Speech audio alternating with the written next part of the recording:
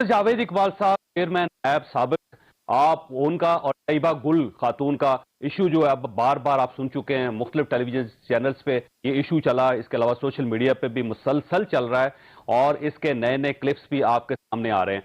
ये इशू जो था, ये एक मैंने कॉलम लिखा था 2019 में, उस वक्त ये स्टार्ट हुआ, उसके बाद आहिस्ता आहिस्ता बढ़ता चला गया और अब क्योंकि जस्टिस जावेद इकबाल साहब चेयरमैन नहीं है तो उसके बाद ये इशू पब्लिक अकाउंट्स कमेटी में गया और वहां से फिर ये दोबारा प्ले अप हुआ, आहिस्ता आहिस्ता बढ़ता चला जा रहा है और यूं महसूस होता है कि ये एक केस आने वाले दिनों में एक पाकिस्तान की तारीख का एक बहुत बड़ा केस बनेगा क्योंकि इसमें नए नए प्लेयर्स आ रहे हैं।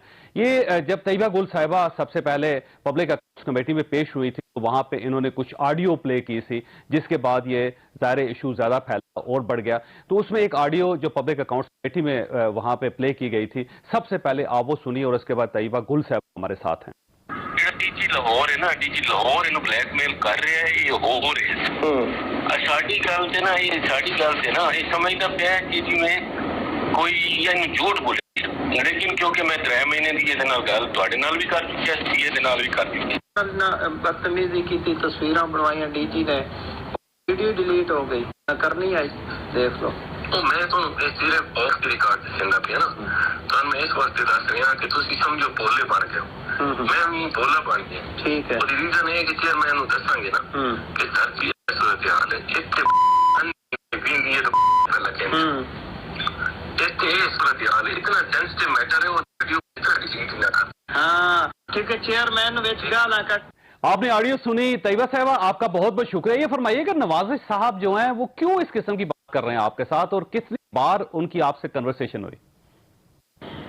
मेरी उनसे एक दफा मीटिंग हुई थी जब वो झंग आए थे यहाँ पे। वो बार बार मीडिया पे भी ये बात कह के उसको तरदीद कर रहे हैं कि वो झंग नहीं आए, तो वो बिल्कुल झूठ बोल रहे हैं सर। उनको मैंने चैलेंज भी किया है और वो इस बात पे भी नहीं आ रहे किसी प्रोग्राम में कि मुझे वो फेस करें। तो एक दफा मेरी उनसे मीटिंग हुई और उसके बाद मैंने उनको जवाब दे दिया। मैंने कहा कि मैं सुलह नहीं कर सकती। उसके बावजूद वो मेरे हस्बैंड को अप्रोच करते रहे, बार बार आते रहे, उनके साथ उनकी मुलाकातें हुई और मेरे साथ जो उनकी मुलाकात थी सर, उनकी एक पूरी कन्वर्सेशन मेरे पास उसकी रिकॉर्डिंग है। वो मैंने इसलिए की कि मैं अपने आप को साबित कर सकूं कि मैंने सच बोला था। मैंने जितने इल्जामात लगाए, स्पोक्समैन नैब जो हैं, तर्जुमान नैब हैं, वो सारी चीज़ों की जो हैं वो उस पर मतलब तस्दीक कर रहे हैं उस चीज़ की, और वो सारी चीज़ें मेरे पास हैं। अच्छा, ये फरमाइए, ये जो ऑडियो है, ये जब आपकी मीटिंग हुई उनसे, उस वक्त आपने रिकॉर्ड की या फोन कन्वर्सेशन की है? सर मीटिंग की है और फोन कन्वर्सेशन भी है। मीटिंग जब जंग में हुई तो आपके पास वो सारी ऑडियोज हैं? जी बिल्कुल हैं। और जंग में कहाँ मुलाकात हुई आपकी उनसे? सर जंग में एक मेरे हस्बैंड के दोस्त हैं जो कि उनके नवाज साहब के भी दोस्त हैं और उनके मतलब दोनों के म्यूचुअल फ्रेंड हैं, तो उनके घर में उनकी मुलाकात हुई थी। नवाज साहब ने हस्बैंड को अप्रोच उनके थ्रू करवाया था।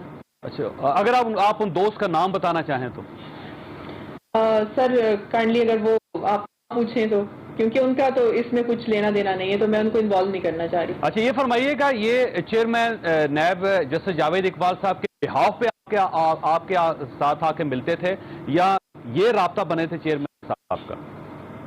सर ये राब्ता बने थे। उसके अलावा जब मैं जेल से बाहर आई थी तो डायरेक्ट चेयरमैन साहब ने मुझे कॉल की थी। उन्होंने कहा था कि आप जो कुछ हो गया उसको भूल जाएं और मेरे साथ बैठें, कहीं बैठ के बात करते हैं और ये मसला सॉर्ट आउट करते हैं। तो तब मैंने उनको जवाब दिया था कि सर जो कुछ हो गया वो भूलने वाला है नहीं, इतना छोटा सा तो कुछ हुआ नहीं कि मैं उसको भूल जाऊं। मेरी पूरी जिंदगी का आपने एक तमाशा बना के रख दिया, तो वो सॉर्ट आउट हम कहीं और ही करेंगे, अदालतों में करेंगे या किसी और फोरम पे करेंगे। तो मैंने इनकार कर दिया था बैठने से।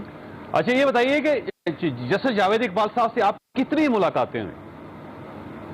सर मिसिंग पर्सन कमीशन में नैब में तो काफ़ी ज़्यादा हुई हैं। उसके बाद सर उसके अलावा कहीं पे मैं नहीं मिली। मुझे बिल्कुल बुलाते रहे हैं, मेरी मतलब ऑफिस के बाहर कभी उनसे मुलाकात नहीं है, फ़ोन कन्वर्सेशन है। लेकिन जो आपकी वीडियो थी उसमें खासे फ्रैंक नज़र आ रहे हैं दोनों, आप भी और वो भी। और वैसे बादियों नज़र में अजीब सा लगता है कि अगर आप लोगों के इतनी कुर्बत नहीं थी तो इस किस्म की गुफ्तगू नहीं हो सकती फिर। सर वो जो चीज़ें मैंने रिकॉर्ड की थी और वो मैं रिकॉर्ड कर रही थी, इस वजह से मैंने जानबूझ के उनको थोड़ा ऐसा मौका दिया कि जो चीज़ें वो मतलब बगैर उस चीज़ के रिकॉर्डिंग के अलावा मेरे साथ उनका रवैया होता था, तो वो चीज़ें सामने लाना चाहती थी उनको एक्सपोज करने के लिए। मैंने थोड़ी सी ढील इसलिए भी दी कि उनकी असलियत जो है वो खुल के लोगों के सामने आए कि पे बैठा हुआ एक बंदा वो किस हद तक जा सकता है। ये हैरेसमेंट उनकी काफी अच्छे से स्टार्ट थी, जो कि मैं उनको इग्नोर करती रही, लेकिन जब बाज नहीं आए तो मैंने खुद ब खुद वो रिकॉर्डिंग की।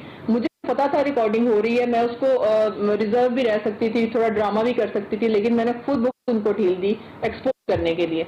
अच्छा, आपने कितनी ऑडियोज और वीडियोज रिकॉर्ड की जावेद इकबाल साहब की और उनके दूसरे स्टाफ की? सर, जो जस्टिस साहब की हैं वो तो रिकॉर्डिंग है मेरे पास 3-4 मीटिंग्स की, और जो उनके बाकी स्टाफ की है, स्टाफ में सर उनके डीजी शहजाद सलीम साहब की है, वो भी उन्होंने मुझे कॉल की थी और मेरे केस में कॉल की थी, उसमें मैं मुद्दई थी। और नवाज साहब की जब मैंने रिकॉर्डिंग की तो वो मैंने इस वजह से की कि कल को ये लोग मुकरे ना, जैसे कि अभी नवाज साहब मुकर रहे हैं कि वो जंग नहीं आए, मुझसे मिले नहीं, हमारी मिलते नहीं करते रहे, और बार बार जो कहते हैं जी वो ये ब्लैकमेलर गिरोह है, तो ब्लैकमेलर गिरोह के इसका मतलब सरगना हो सकते हैं। मैं उनको ये कहूंगी कि यहाँ पे आके अगर वो हमें हेड करते रहे हैं, मिलते रहे हैं और चेयरमैन नैब के बिहाफ में मिलते रहे हैं सर। अच्छा, वैसे सलीम शहजाद साहब से आपकी कभी मुलाकात हुई है? बिल्कुल हुई है सर। कहाँ पे? सर, जब मुझे अरेस्ट करके लेके गए तो 16 जनवरी को सर, मुझे हर चीज याद है, जुबानी याद है। 16 जनवरी वाले दिन 2019 को इनसे मेरी मुलाकात हुई थी पहली दफा। ठीक, और गिरफ्तार करने के लिए वो खुद आए थे आपके घर? नहीं सर, वो खुद नहीं आए थे, उनका स्टाफ था। जो नैब की SHO होते हैं वो थे, और जो नैब के उसके अलावा डिप्टी डायरेक्टर थे मलिक फारूक थे, और इसके अलावा उनका बाकी स्टाफ था। ठीक, और जब आपको लाहौर ले जाया गया तो वहां पे डीजी से मुलाकात हुई आपकी? जी बिल्कुल। ठीक है, और डीजी ये चेयरमैन के खिलाफ प्रेस कॉन्फ्रेंस क्यों करवाना चाहते थे आप? सर, ये इसका जवाब डीजी साहब ज्यादा बेहतर दे सकते हैं। उनको असल में वो मेरे से लेके गए थे, जब मेरा सारा सिस्टम उठा के लेके गए थे, मेरा जो कंप्यूटर था, मेरे मोबाइल्स उन्होंने ले लिए, मेरे हस्बैंड के मोबाइल्स ले लिए, तो उसमें एक रिकॉर्डिंग थी जिसमें ये जो मुझे हैरेस कर रहे हैं और इनसे मेरी लड़ाई होती है, मैं इनको कहती हूँ कि आप मतलब इस तरह ना करें।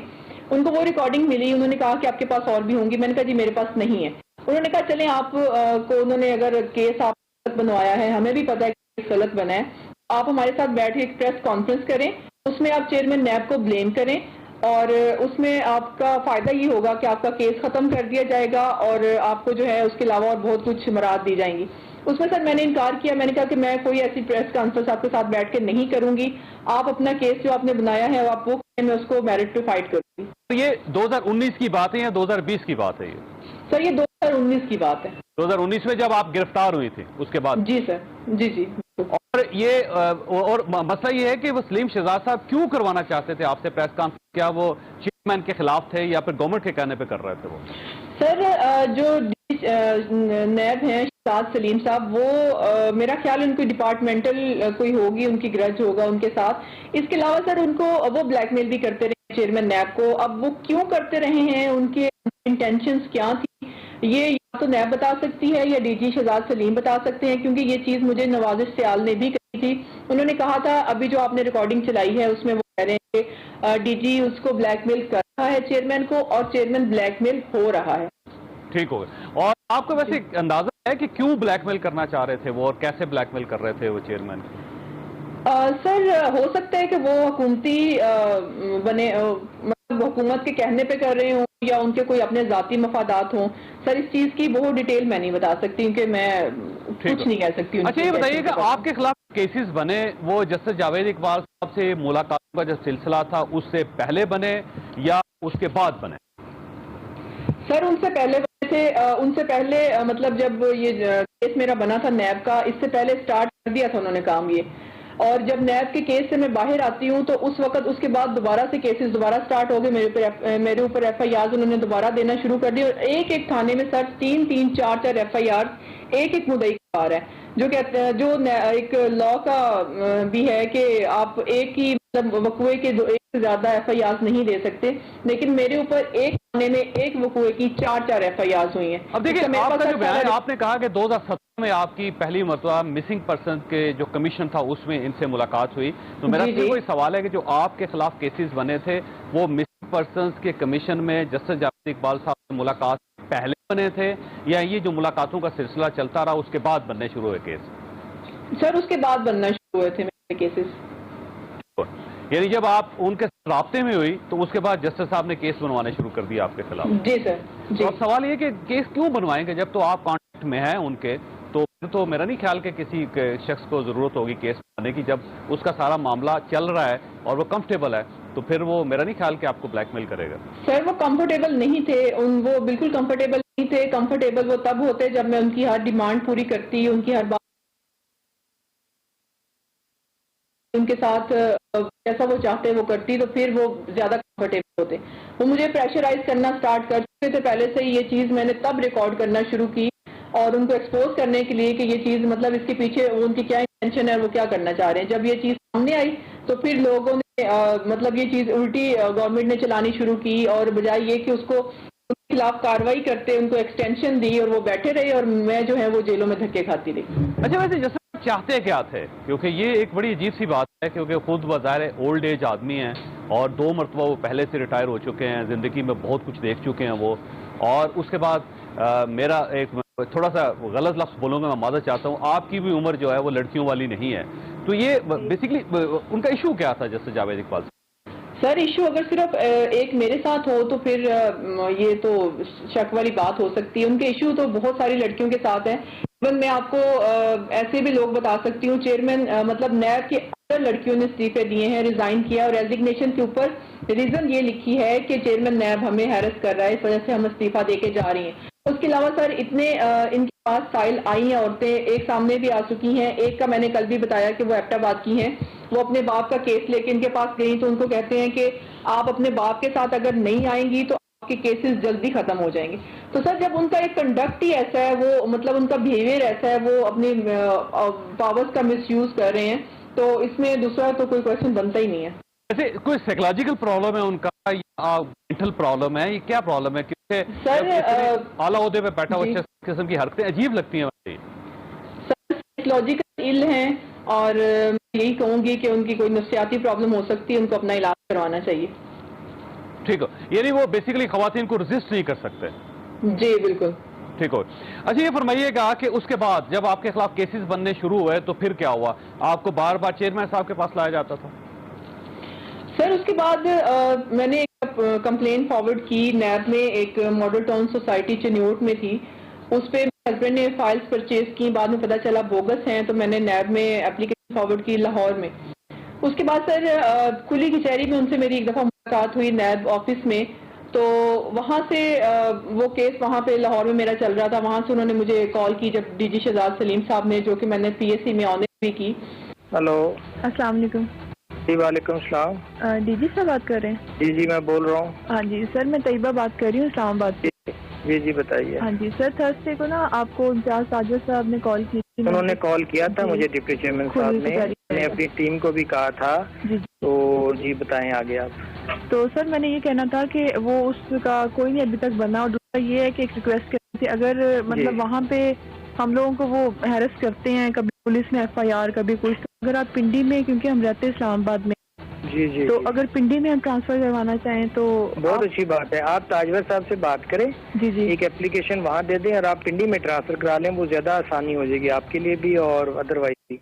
सर उसके बाद मुझे नहीं पता कि मैं मुद्दई से मुलजिम कैसे बन गई, मेरे ऊपर क्या केस, कोई सर मुझे इंक्वायरी लेटर्स नहीं आए, मुझे कॉल अप नोटिस नहीं आए, जो कि इनकी अपनी SOP थी कि सबसे पहले वो एक केस जब उनका स्टार्ट होता है तो उसमें इंक्वायरी स्टार्ट की जाती है, डॉक्यूमेंट्स मांगे जाते हैं। सर रातों रात मुझे आप नैब से सिर्फ इतना पूछ लें कि कॉल नोटिस जारी किए होंगे, कोई इंक्वायरी स्टार्ट की होगी। और दूसरी बात, यहाँ पे मैं इस्लामाबाद में रह रही थी, मैं पिंडी में रह रही थी, मुझे इस्लामाबाद अरेस्ट कर सकते, पिंडी से अरेस्ट कर सकते थे। इरफान मंगी साहब इनके बड़े चहीते DG साहब थे, तो मुझे लाहौर में क्यों लेके गया? वहाँ पे डीजी शहजाद सलीम को मेरे साथ ऐसी क्या प्रॉब्लम थी कि यहाँ से अरेस्ट करके लेके गए? क्या वो चेयरमैन नैब को ब्लैकमेल कर रहे थे या वो मुझे इस्तेमाल करके हुकूमत को ब्लैकमेल कर रहे थे? सर ये सारी चीजें, मेरा पूरा केस है एक वो सियासी इंतकाम की नजर हो गया, सियासी मकासद के लिए इस्तेमाल हो गया। वैसे तो आपके खिलाफ जो केस था वो मिला। कितने रुपयों का था जी? करप्शन का केस एक बना था आपके खिलाफ शायद हाउसिंग सोसाइटी का, तो उसका वॉल्यूम कितना था? सर हाउसिंग सोसाइटी का नहीं था वो, उसमें पब्लिक एट लार्ज चीटिंग का था, और वो सर SOP की धज्जियां उड़ा के बनाया गया, और वो अपनी फेस के लिए नैब ने बनाया, और वो 2 करोड़ रुपए का बनाया।